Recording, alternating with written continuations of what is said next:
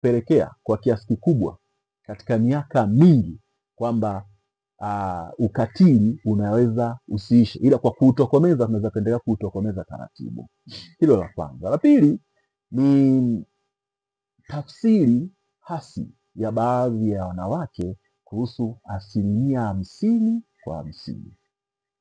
Hili tumekuwa tukilizungumza sana kwamba 50% ya wanawake walivyoipata 50/50, tafsiri yake ni kwamba walihisi ni ushindani wa kifedha, kwamba leo hii mimi nikiwa naingiza shilingi 30,000 basi na kama mwenzangu anaingiza 30,000 mimi lazima niingize 30,000. Hawajui kwamba fedha inatokana na mazingira ambayo upo.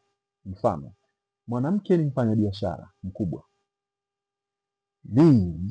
lazima atakuwa na kipato kikubwa, yumkini kutokana na kijana ambaye mwenzie ambaye wameoana naye kwa sababu ya mazingira ambayo yako nayo. Moja. Mbili, mwanamke ambaye anafanya kazi kwa elimu fulani amemzidi elimu mwenzie na akapata kazi, wakati mwingine kazi ni moja, lakini kutokana na mazingira yale, maana yake mwanamke atakuwa na kipato kikubwa kwa mwezi tofauti na mwenzie. Kwa sababu gani? Tayari kashamzidi elimu.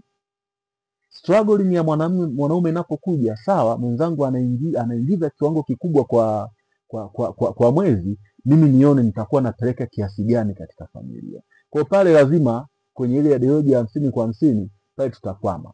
Lengo ilikuwa ni kumpatia nafasi mwanamke ili asiendelee kunyanyasika. At least tukiwa 50/50 katika masuala ya maamuzi na uendeshaji wa familia zetu, itamfanya mwanamke aonekane, kwa sababu sasa hivi aonekane na thamani yake iweze kuchukuliwa. Kwa sababu sasa hivi tunapozungumza ni kwamba kwa asilimia kubwa ni nani ambaye anatakiwa kutoa maamuzi katika familia, ipo given na tumeibeba kutoka katika vitabu vitakatifu. Moja. Mbili, tumeichukua pia kutokana na mila na desturi zetu kwamba baba ndio leading person katika familia, ndio mwanaume mtu kiongozi katika familia.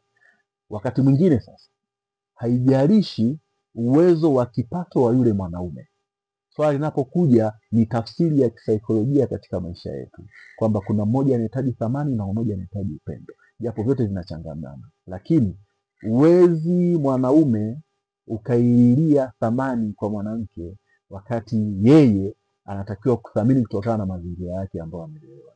Hilo